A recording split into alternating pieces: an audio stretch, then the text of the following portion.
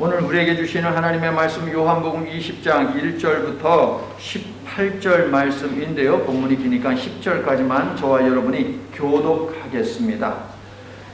안식 후 첫날 일찍이 아직 어두울 때에 막달라 마리아가 무덤에 와서 돌이 무덤에서 옮겨진 것을 보고 시몬 베드로와 예수께서 사랑하시던 그 다른 제자에게 달려가서 말하되 사람들이 주님을 무덤에서 가져다가 어디 두었는지 우리가 알지 못하겠다 하니 베드로와 그 다른 제자가 나가서 무덤으로 갈새 이같이 다름질하더니 그 다른 제자가 베드로보다 더 빨리 달려가서 먼저 무덤에 이르니 구부려 세마포 놓인 것을 보았으나 들어가지는 아니하였더니 시몬 베드로는 따라가서 무덤에 들어가 보니 세마포가 놓였고 또 머리를 쌌던 수건은 세마포와 함께 놓이지 않고 딴 곳에 쌌던 대로 놓여 있더라.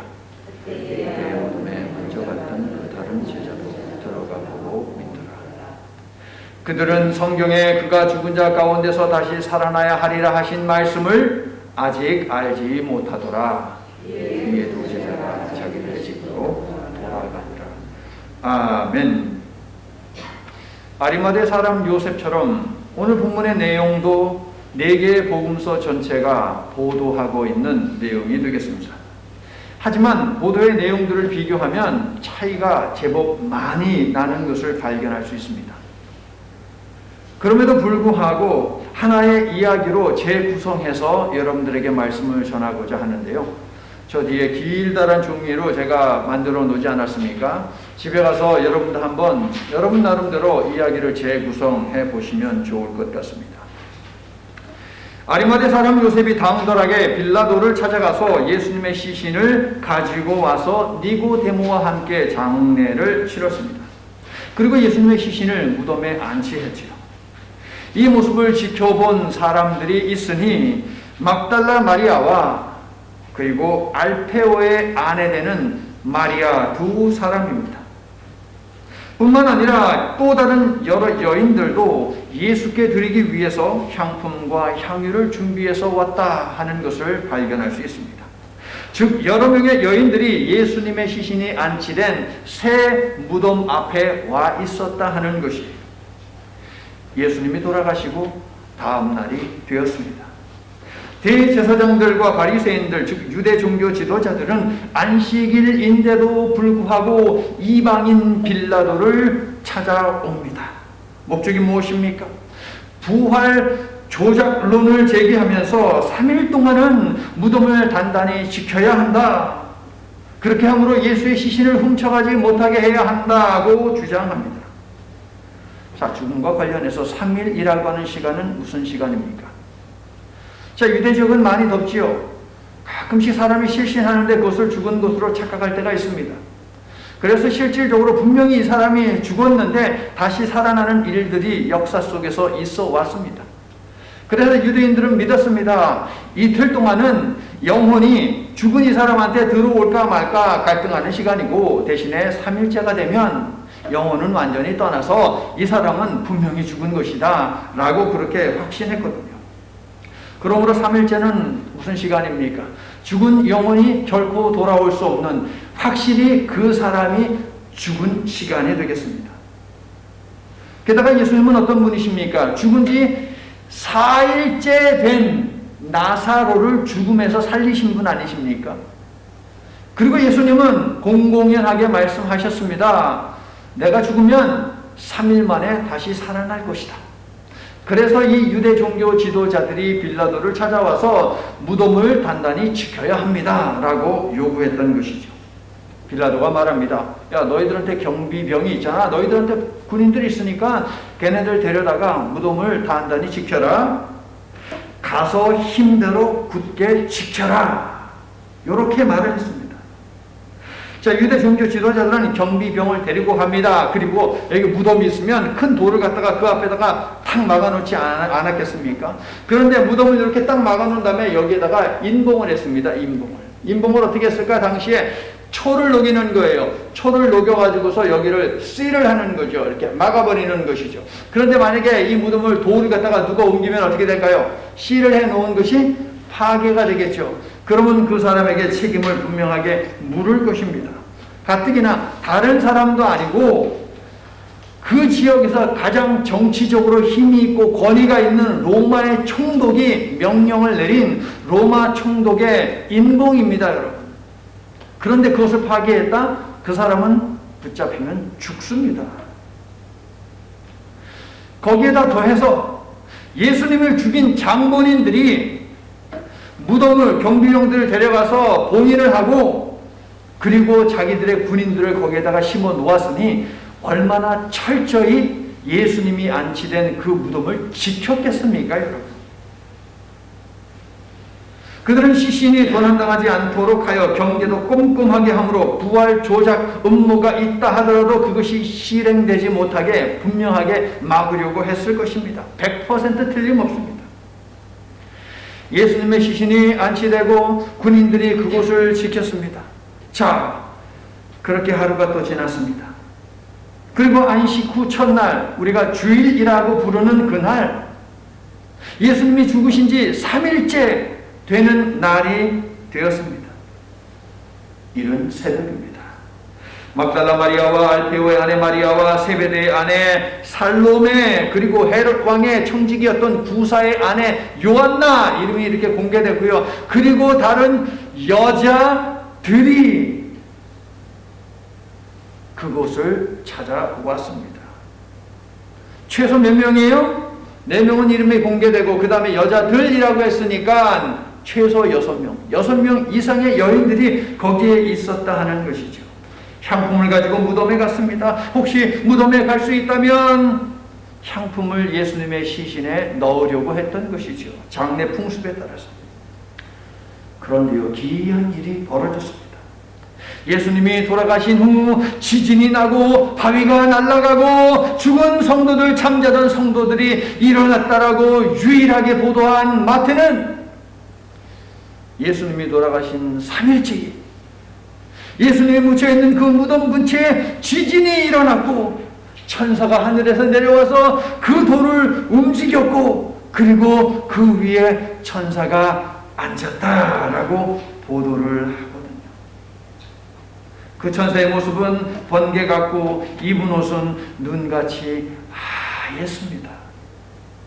여인들이 무덤 안과 밖에서 만난 이 신적 존재를 마태와 요한은 천사라고 하고 마가는 청년이라고 하고 누가는 사람이라고 하니까 언어를 통일하자고요. 어떻게? 하나님의 사자. 하나님의 사자가 무덤 안과 밖에 나타나셨다. 그리고 여인들을 만나 주셨다 하는 것이 사복음서의 증언이 되겠습니다. 자, 두 부류의 사람들이 이 놀라운 현상을 목격을 했습니다. 두 부류. 한 부류는 이미 제가 말씀을 드렸죠. 누구? 여인들. 예수님을 사랑하고 사모하고 그리우고 애통해하는 그 여인들이 이 무덤에서 벌어진 일, 천사가 내려오고 지진이 나고 천사가 내려오고 돌을 옮기고 천사가 거기에 앉아있는 것을 목격을 했고, 또 다른 한 부류는 누구입니까? 무덤을 지키던 경비병들도 보았습니다. 경비병들은 무서워서 덜덜 떨고 있었고, 여인들 중에 막달라 마리아는 쏜사해같이 베드로와 요한에게 달려갑니다. 물론 오늘 본문 2절에는 예수께서 사랑하시던 그 제자라고 되어 있지만 거의 대부분의 학자들이 요한복음을 기록한 사도 요한이 바로 그 사람이다 라고 이야기를 합니다. 지진이 일어나며 하나님의 사자가 하늘로부터 내려와 바위를 굴려내고 그 위에 앉은 모습을 본 다른 여인들은 무서워 덜덜 떨었습니다. 뭘 어떻게 해야 할지 몰랐습니다. 누구만 베드로와 요한에게 달려갔다고요? 막달라 마리아가 달려갔다는 것은 머릿속에 기억을 해두세요, 여러분. 그때 하나님의 사자 1명 혹은 2명이 무서워하지 마 라고 말씀을 하시면서 예수님은 생전에 말씀하셨던 것처럼 살아나셨다, 부활하셨다 라고 이야기해 줍니다. 이 놀라운 사실을 제자들에게 가서 전해라. 그리고 예수님이 생전에 제자들에게 말씀하셨던 것처럼 갈릴리로 가서 예수님을 만나라 라고 이야기를 건네지요. 여인들은 너무나 기뻤습니다. 그러나 동시에 너무나 무서웠습니다. 일단 성을 향해 달려갔습니다. 그런데 여러분, 그녀들이 가지고 있는 두려움이 그녀들이 가지고 있는 기쁨을 이겨버렸어요. 그래서 제자들에게 가지를 못하고 중간에서 주저주저합니다. 기쁨보다 두려움이 더 클 때는 기쁨이 가지고 있는 그 내용은 한순간 사라지더라라고 하는 것을 기억하시기를 바랍니다, 여러분. 한 가지 중요한 사실을 이 즈음에서 넣어야 하겠습니다. 자, 이 모든 것을 목격한, 그리고 소리를 들은, 천사로부터 소리를 들은 인물은 누구입니까? 오직 여인들입니다. 보았고 들었습니다. 누가? 여자들만. 그런데 여자는 당시 어떤 존재입니까? 법정에서 증인의 자격이 없을 정도로 무시받던 존재입니다. 여자들이 떼거지로 몰려가서 내가 예수님을 보았습니다, 내가 증인입니다 라고 해도 법적인 효력이 전혀 없습니다. 여자는 그러한 존재였습니다. 게다가 막달라 마리아는 어떤 존재입니까? 7 귀신 들렸던 전력이 있는 여인입니다. 그런 과거를 문제시한다면 더더욱 법적 효력은 없어질 것입니다. 그러나 하나님께서는 이런 여자들을 부활의 증인으로 삼으셨다는 것이에요. 이유는 무엇입니까? 예수님이 묻힌 무덤에 여인들이 있었다 하는 거예요. 막달라 마리아를 부활 예수님 그분을 목격한 첫 증인으로 삼으신 이유는 무엇입니까? 예수님이 십자가에 못 박혀 계실 때에 끝까지 예수님을 지킨 사람이 바로 막달라 마리아이지 않습니까? 그리고 예수님이 묻힌 무덤을 그날 가장 먼저 찾은 사람도 막달라 마리아입니다. 다른 여인들도 있었지만 그 여인들에 앞서서 막달라 마리아가 먼저 예수님의 무덤을 찾았지요. 그리고 모두가 다 떠난 그 빈 무덤을 홀로 지킨 사람도 막달라 마리아입니다. 성도 여러분, 주님 곁에서 겸손히 묵묵히 주님을 바라보는 것이 얼마나 값진 일인지를 깨달아 아시기를 바랍니다. 그러므로 주께로 나아가기 원하고 사모하시기를 예수님의 이름으로 축원합니다. 그러면 하나님께서 여러분도 하나님의 사랑의 구원 역사의 증인으로 삼아 주실 줄로 믿습니다. 한편 여인들이 두려움에 사로잡혀 제자들에게 소식을 전하지 못하고 있을 때 막달라 마리아에게서 소식을 접한 베드로와 요한은 한 걸음에 무덤으로 달려왔지요. 빈 무덤을 확인한 두 사람은 무덤을 떠나고 막달라 마리아 혼자 남았는데 예수님이 그녀를 만나 주십니다. 요한은요, 부활을 믿은 첫 사람이 되고 마리아는 부활한 예수님을 만난 첫 증인이 되는 요한만의 독특한 보도가 오늘 본문 속에 있는데 할 이야기가 많으니까 일단 뒤로 미루도록 하고요. 자, 막달라 마리아를 만나신 예수님은 이제 두려움에 떨면서 안절부절하지 못하고 제자들에게 가지 못하고 있는 여자들을 찾아오십니다.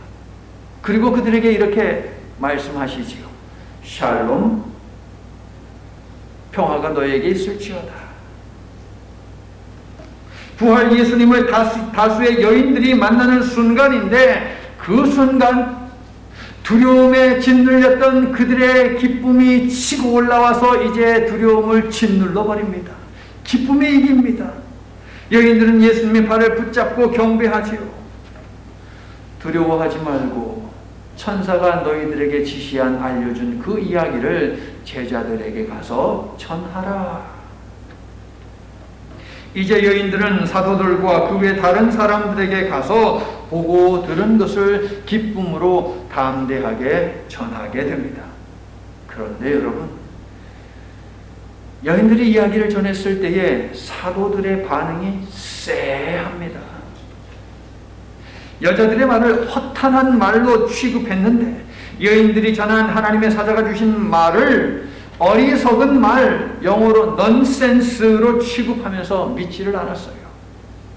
오늘 본문 9절 괄호 속에 있는 말씀을 이제 여러분이 읽어주세요. 9절 시작. 그들은 성경에 그가 죽은 자 가운데서 다시 살아나야 하리라 하신 말씀을 아직 알지 못하더라. 자, 요한복음에서 여러분 알다라는 단어는 믿다라고 하는 뜻입니다. 제자들조차도 부활에 관하여 전혀 알지 못했고 믿지 않았습니다. 그래서 허무맹랑한 어리석은 말을 한다고 핀잔을 주었지요. 무덤 주위에서 지진이 일어나고 하나님의 천사가 내려오고 무덤 돌을 옮기고 그 위에 하나님의 천사가 앉아있고 이 모든 것을 목격한 군병들은 어떻게 되었을까요, 여러분? 그들 가운데 몇 사람이 성으로 달려갑니다. 그리고 대제사장들에게 이 사실을 알렸습니다. 세상에 이런 일이 일어났습니다 라고 말해요. 대제사장들은 장로들을 소집하여 논의를 하였습니다. 그리고 경비병들에게 돈을 주면서 야, 예수의 제자들이 와가지고 너희들이 잠시 피곤해가지고 졸았는데 그 사이에 예수의 시신을 훔쳐갔다라고 이렇게 말을 좀 전해라. 알았지? 자, 누가 지금 부활을 조작을 하는 것입니까? 제자들이 조작을 하는 것입니까? 유대 종교 지도자들이 조작을 하고 있습니다. 거짓을 꾸미고 있습니다. 종교 지도자들이, 여러분, 대제사장인 자들이 뒤탈이 없도록 처리는 우리가 알아서 해줄 테니까 꼭 그렇게 해 라는 말을 듣고 돈을 챙겨간 그 군병들은 사람들 찾아가서 만나는 사람들마다 이야기를 하는 거예요. 세상의 제자들이 말이야 도굴꾼이 돼가지고 예수의 시신을 훔쳐갔어. 혹시라도 그 자들이 예수가 다시 살아났다라고 부활을 이야기한다면 그건 거짓이야. 그래서 유대 사회에 이 이야기가 만연하더라라고 성경은 기록을 하고 있죠. 자, 이제 카메라를 오늘 본문에 집중을 시킵니다. 여인들이 두려움에 짓눌려 사도들에게 가지 못했을 때 막달라 마리아에게서 무덤에 돌이 옮겨졌다는 말을 들은 베드로와 요한은 무덤을 향해 달렸습니다. 누가 먼저 무덤에 도착했습니까? 요한이 먼저 도착했습니다. 아마도 요한은 날렵한 몸을 가지고 있었던가 아니면 베드로보다 더 젊었던가 뭐 그거 아니겠습니까? 무덤에 먼저 도착한 사도 요한은 무덤 안으로 들어가지 않습니다. 주변을 먼저 살펴봅니다. 그에게는 관찰력이 있었다 하는 것을 알 수 있지요. 그런데 뒤따라온 베드로는 어떻습니까? 주변 보고 자시고 할 거 없어요. 그냥 들어가는 거죠.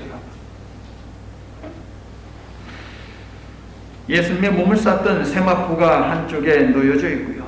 머리를 쌌던 수건이 이렇게 폴드 접혀 있습니다. 추측컨대 세마포는 예수님의 몸만 빠져나간 채로 그대로 있었을 것입니다. 도굴꾼의 소행이라면 여러분 세마포가 그대로 그 자리에 있었겠습니까? 머리를 쌌던 수건이 그 자리에 거기에 있겠습니까? 잘 돼가지고? 아니죠. 통째로 예수님을 데리고 갔든가 만약에 발가 벗겨서 예수님을 데려갔다면 여기저기 흩어져 있었고 그러지 않았겠습니까? 이어서 요한도 따라 들어가죠. 8절을 읽어주세요. 시작. 그때야 무덤에 먼저 갔던 그 다른 제자도 들어가 보고 뭐라고요? 믿더라. 뭘 믿었다는 말입니까, 여러분? 9절 바로서 부연 설명을 우리가 참고한다면 예수님이 생전에 말씀하신 부활이 사실임을 믿게 되었다 하는 것이에요. 두 사람은 빈 무덤과 예수님의 시신을 싼 세마포와 수건을 확인한 후에 무덤을 떠납니다. 이제 막달라 마리아 홀로 남았습니다.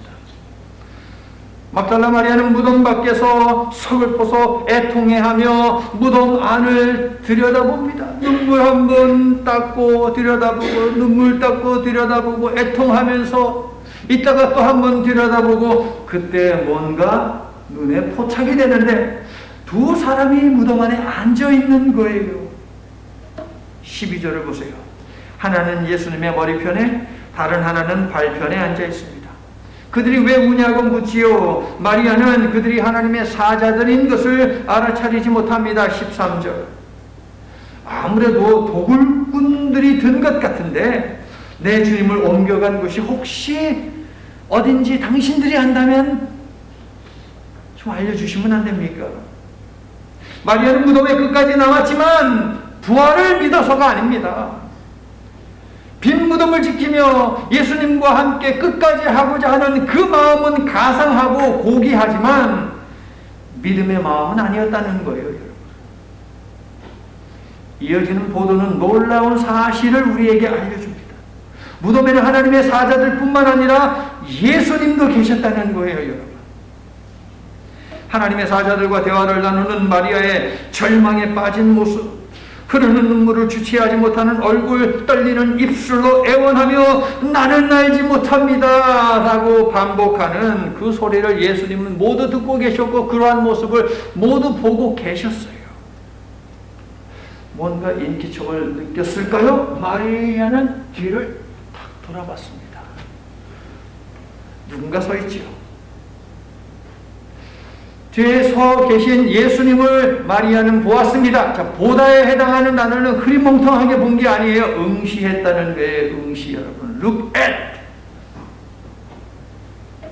막달라 마리아와 아이 컨택을 하시며 예수께서 말씀하시지요. 귀나이, 여자여. 막달라 마리아가 이 말을 3일 전에 들었는데 예수님이 십자가에 못 박혀서 여러 말씀들을 하시지 않습니까, 여러분? 내가 목마르다라는 이 말씀을 하시기 전에 예수님이 자신의 어머니, 동명이인이죠, 여러분, 막달라 마리아 향해서 이렇게 말씀하시죠. 뭐라고? 여자여, 귀나이, 보소서 아들입니다. 마리아는 그 소리를 들었어요. 여자여, 이것은 어머니에게 사용할 수 없는 말이라고 제가 설명을 들었습니다. 그러므로 굉장히 임팩트 있는 단어입니다. 귀나이, 여자여. 그런데 이 소리를 예수님이 똑같이 하시는 거예요. 귀나이, 여자여.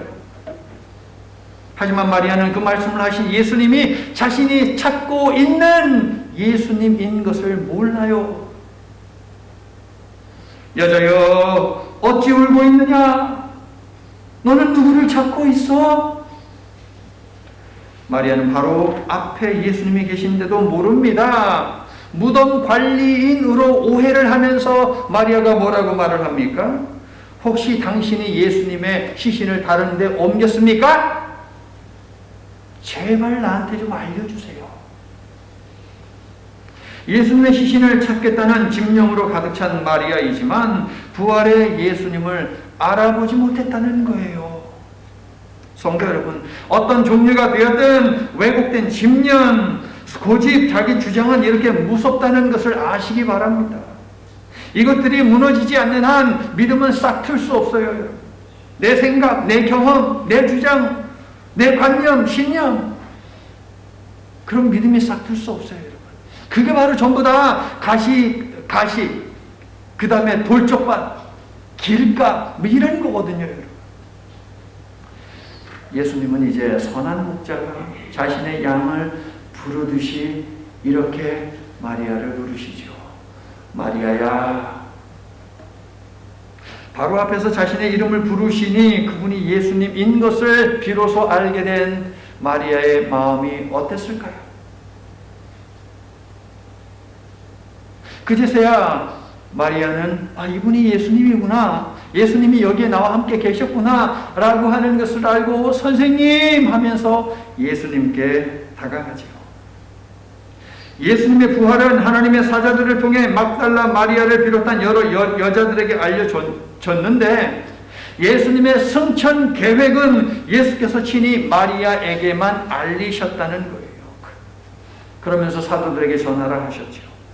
막달라 마리아는 제자들에게 가서 이번에는 예수님을 내가 보았습니다 라고 예수님의 부활 소식을 전하면서 예수님의 승천 계획을 알렸지요. 여기까지가 오늘 본문에 담긴 사건에 대한 4개 복음서 보도입니다. 부활 직전과 직후에 벌어진 오늘 말씀을 통해서 하나님께서 우리에게 주시는 교훈 2가지만 보도록 하겠습니다. 첫째, 부활 신앙의 시작은 빈 무덤을 목격한 데서 시작되었지 부활한 예수님을 만난 데서 시작되지 않았다는 거예요, 여러분. 부활 신앙은 빈 무덤에서 시작되었습니다. 예수님의 무덤을 찾은 두 제자는 무덤에서 아무것도 못 봤습니다. 빈 무덤에 대한 반응들. 베드로가 반응했습니다. 요한이 반응했습니다. 막달라 마리아가 반응했습니다. 군병들과 유대 종교 지도자들이 반응을 했습니다. 자, 제가 지금부터 말씀을 드릴 테니 여러분은 어느 사람에 가깝나 한번 살펴보시기 바랍니다. 첫째, 막달라 마리아입니다. 그녀는 알지 못해서 믿지 못했습니다. 2절 13절을 보세요. 마리아는 알지 못한다 라고 말하지요. 15절에 있는 마리아의 말도 그 취지는 뭡니까? 알지 못한다입니다. 그러므로 마리아는 계속해서 알지 못합니다, 알지 못합니다, 알지 못합니다 라고 말을 하고 있어요. 이런 궁금증이 생기더라고요. 만일 예수님께서 자신의 부활을 알리실 때마다 그 자리에 막달라 마리아가 있었다면 이 빈 무덤에서 막달라 마리아는 무엇을 했을까? 라는 질문 말입니다. 성도 여러분, 알지 못해서 믿지 못하게 되는 일이 없도록 말씀을 마음에 새기시기를 바랍니다. 말씀을 깨달아 믿게 될 때까지 계속해서 되새김질 하십시오. 그래서 알고자 하는 여러분의 열심이 믿음으로 바뀌게 되기를 예수님의 이름으로 축원합니다. 자, 두 번째, 시몬 베드로 어떤 반응을 보였습니까? 알면서도 봤으면서도 믿지 못했습니다. 예수님은 자신의 부활에 관해 여러 번 예고하셨지요. 부활 후에 만날 장소까지 딱 지정해가지고 여기에서 만나자라고 말씀하셨어요. 베드로를 포함한 다른 제자들이 빈 무덤을 대하는 반응은 무엇이냐? 알면서도, 심지어 베드로 같은 경우는 봤으면서도 믿지 못했다입니다. 베드로는 스승의 무덤이 독을 되었다는 보고를 듣고 무덤까지 달려갔지만 누가에 따르면 세마포만 보고 돌이켰습니다. 그냥 돌이킨 게 아닙니다. 귀하게 여겼더라 라고 하면서 돌이켰다라고 이야기합니다. 그에게 기대되는 반응은 무엇이었습니까? 분명 기쁨의 증언이었지요. 하지만 그는 단지 야, 귀한 일이 벌어졌네 라고 하면서 돌아갔다는 거예요. 말씀을 신뢰하기보다 죽은 자는 다시 살아날 수 없다는 상식을 믿었기 때문이죠. 그래서 허무맹랑한 말로, 허탄한 말로 취급해 버렸습니다. 성도 여러분, 자신의 고정된 관념과 신념 속에만 머문다면 어떤 증거를 제시해도 부활을 기뻐할 수도 증언할 수도 없는 것입니다. 여러분은 혹시 베드로처럼 살고 있지는 않습니까? 아는데, 봤는데, 들었는데 믿지 못하는 것이 여러분의 지금 영적 상태는 아닙니까? 세 번째, 사도 요한이요. 알면서도 믿지 못했지만 보고 난 후에는 믿었습니다. 물론 그가 본 것은 부활하신 예수님이 아닙니다. 예수님은 온데간데 없는 빈 무덤만 보았습니다. 요한은 그곳에서 예수님의 머리를 감쌌던 수건이 접혀 있는 것을 보고 시신을 도둑 맞은 것이 아니라 예수님이 살아나신 것이라고 믿었습니다. 빈 무덤과 빈 세마포와 빈 수건, 그것은 그에게 부활의 증거였던 것이지요. 비록 증거를 통한 믿음이지만 사도 요한은 예수님을 보지 않고도 믿은 첫 번째 사도 사람이 되었다는 것이에요. 성도 여러분, 예수 믿은 1세대 신앙인 사도 요한은 빈 무덤만 보고도 예수님의 부활을 믿었습니다. 그렇다면 우리는 어떻습니까? 부활의 예수님을 직접 접할 수 없는 이후의 모든 성도들 마찬가지로 얼마든지 예수님을 직접 만나보지 못했지만 부활을 믿을 수 있다는 것입니다. 우리처럼 말입니다. 예수님 여러분 직접 봤어요? 2000년 전 여러분 사셨어요? 2000년 전 여러분 예수님의 빈 무덤 거기 가셨어요? 거기 예수님 만나셨어요 여러분? 아니요. 하지만 우리는 예수님을 믿고 예수님의 부활을 믿는다는 것이죠. 자, 끝으로 군병들과 유대 종교 지도자들의 반응은 무엇이었습니까? 마태복음에 있는데요. 그들은 믿고 싶지 않았습니다. 그래서 봤으면서도 들었으면서도 믿지 않았습니다. 끝까지 멸망의 자식이 되기로 작정을 한 것이죠, 여러분. 말씀을 준비하면서 나는 말씀을 들었으나 하나님의 교회를 떠난 사람들, 예배를 떠난 사람들이 의지를 가지고 믿음을 거부하지 않기를 간절히 바라며 중보하며 기도를 하였습니다. 말씀을 매주 듣고 말씀을 매일 읽는데도 믿음이 생기지 않는 분이 혹시라도 이 자리에 있다면 하나님을 믿는 믿음이 생기게 해 주시기를 예수님의 이름으로 축원합니다. 여러분, 성경은 창조로 시작해서 부활로 마치는 책이죠. 성경의 대표적인 기적이 두 가지 있다라고 한다면 구약에는 창조가 있고 신약에는 부활이 있다 하겠습니다. 부활을 믿는 것이 믿음이라면 부활을 믿지 않는 것도 믿음입니다. 부활이 있다는 것을 나는 믿지 않아, 그것이 내 믿음이야, 뭐 이런 거죠. 그렇게 말하는 사람들의 사고방식은 무엇입니까? 과학적 방식으로 접근한 논리와 이성의 기초를 두고 있습니다. 세상은 이해할 수 없기에 믿을 수 없다라고 말을 합니다. 그런데 여러분, 유대 종교 지도자들을 봐도 알 수 있듯이 보면 믿을 것 같지만 꼭 그런 것은 아닙니다. 안 믿기로 작정하면 아무리 보여줘도 믿지 않습니다. 속임수라고 하죠. 요한복음이 계속 강조하는 것이 바로 이것, 많이 보았고 많이 경험했는데도 믿지 못하더라라고 하는 것이거든요, 여러분. 사도 요한은 철학의 시대, 상식과 지성의 시대에 믿으니까 설득이 되고 이해가 되고 알게 되더라라고 하는 화두를 던진 사람입니다. 당시의 문학적 배경을 고려할 때 요한복음은 그러한 책이에요, 여러분. 성도 여러분, 생각해 보십시오. 무덤이 비어 있다라고 해서 그것이 꼭 예수님의 부활을 증명하는 것이다라고 말할 수 있습니까? 그렇게 말할 수 없습니다. 유대인들이 훔쳐갔을 수도 있고요. 로마 총독이요, 혹시라도 밀란이 일어날 수 있으니까 예수님의 시신을 다른 데다가 치웠을 가능성도 있습니다. 그런데 요한은 빈 무덤을 보고 예수님의 부활을 믿습니다. 부활한 예수님을 보고 믿은 것이 아니에요. 부활한 예수님을 만나지 못했지만 빈 무덤을 보면서 믿음이 생겼다는 것이죠. 상식과 지성, 이성과 논리를 넘어서는 믿음의 영역이 있다라고 하는 것을 그는 알게 되었습니다. 부활을 믿는 것도 믿지 않는 것도 이해의 영역이 아닙니다, 여러분. 믿음의 영역입니다. 믿음이 없이는 절대로 이해할 수도 알 수도 없습니다. 그래서 천사가 여인들에게 아무리 알려주고 설명을 해주었지만 여자들은 믿지를 못했습니다. 마리아의 경우 예수님을 보고도 믿지 못하지 않았습니까, 여러분? 부활은 철저히 믿음의 영역이요, 성경의 모든 기적은 믿음의 영역인 것입니다. 나는 여러분에게 이 믿음이 있게 되기를 예수님의 이름으로 축원합니다. 그래서 성경이 보이고 알게 되고 더 굳세게 믿어지기를 다시 한번, 구원의 유일한 이름 예수님의 이름으로 간절히 축원합니다. 우리에게 주시는 두 번째 교훈은 막달라 마리아의 반응을 통해서 보도록 할 텐데요. 막달라 마리아는 과거에 7 귀신 들려서 짐승처럼 살던 여인입니다. 마리아는 예수께서 귀신을 쫓아주셨기 때문에 사람처럼 살 수 있어서 너무나 감사했지요. 그런 예수님을 너무나 사랑했기 때문에 무덤을 떠날 수가 없었어요. 성도 여러분, 사랑받은 만큼 용서하고 사랑할 수 있는 것이에요. 은혜 받은 만큼 봉사하고 헌신할 수 있는 것이지요. 그러므로 여러분이 서로 사랑한다면 그것은 여러분이 주님으로부터 사랑을 받고 있음을 알고 있다는 증거인 것이고, 여러분이 섬기며 봉사를 하고 있다면 그것은 여러분이 주님께 은혜 받았음을 감사한다는 증표다라는 것이에요.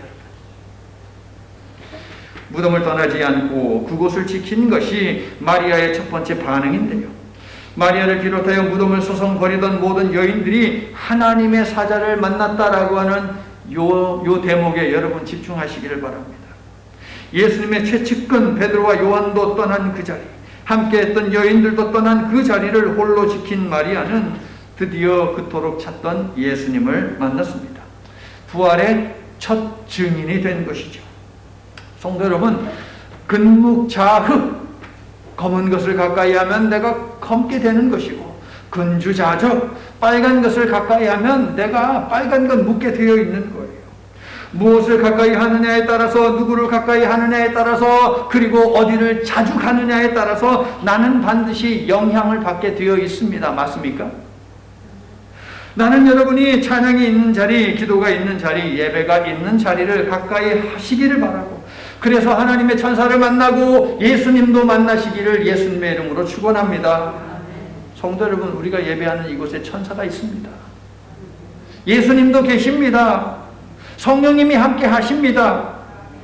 오늘 본문이 이 사실을 증거하고 있으니 믿으시기를 축원합니다.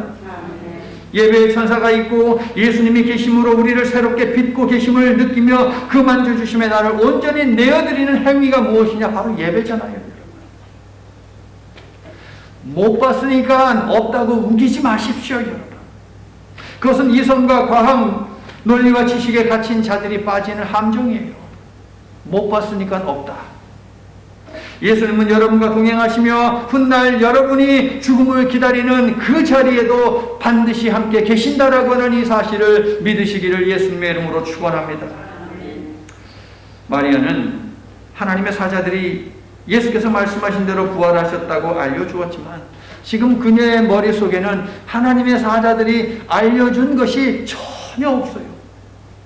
마리아가 고통 중에 있을 때에 주님은 거기에 계셨고 말도 걸어주셨지만 오매불망 찾던 그분이 바로 자기 앞에 있다라고 하는 사실을 왜 마리아는 몰랐을까요?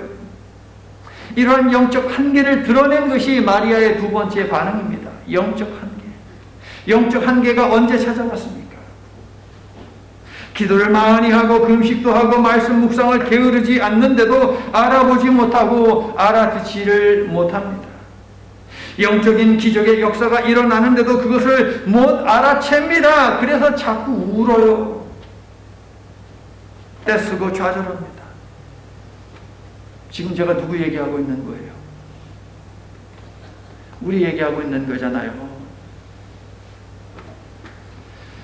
성도 여러분, 내 슬픔이 크면 안 보이고 내 생각이 크면 듣지 못하는 법입니다.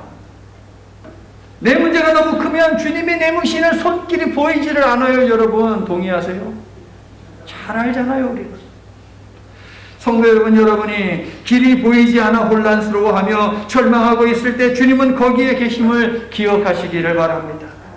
나의 육적인 것을 제거하시며 우리를 영적으로 빚어주시는 주님을 보시기를 예수님의 이름으로 간절히 축원합니다. 예수님은 꽉 막혀있는 마리아의 심령을 단 한마디의 말씀으로 활짝 열어주십니다. 마리아야. 드디어 마리아의 귀가 열리고 눈이 열려 예수님을 보게 되었습니다. 예수님이 내 이름도 불러주셨으면 좋겠어요 하시는 분 있으세요? 손 들어보세요. 오케이. 먼저 든 세 분만 제가 이제 이름을 제가 할 거예요, 제가. 자, 여러분, 예수님은 부활을 처음 목격한 막달라 마리아에게 자신의 승천 계획을 알리시며 제자들에게 전하라! 라고 하면서 파송하십니다. 우리 예배 가운데 계시는 예수께서 여러분의 이름도 불러주십니다. 선이야, 안순아, 선경아.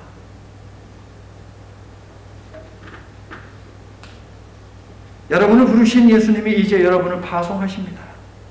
나가서 전하십시오. 우리를 구원하기 위해 오신 예수님이 곧 오십니다.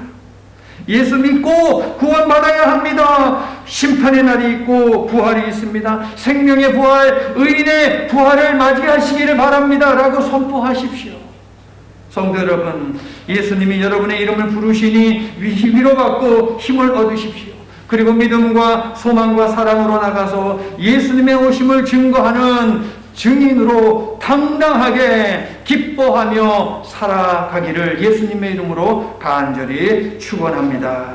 아멘. 하나님, 빈 무덤은 제자들과 막달라 마리아의 영적 현 주소였음을 봅니다. 하나님의 천사가 있고 예수님도 계시는데 믿음이 없어서 알지 못하고 깨닫지 못하고 보지 못합니다. 그들이 가지고 있는 문제가 너무나 크고 상심이 너무나 커서 주님이 바로 옆에서 부르시는데도 그것을 알아차리지를 못합니다. 12월은 이러한 우리를 각성시켜 예수님이 우리 가운데 계심을 알게 하니 12월에는 우리의 믿음이 더욱 영그러져서 우리의 심령이 믿음으로 꽉 차고 우리의 믿음의 삶이 견고해지도록 축복해 주시옵소서.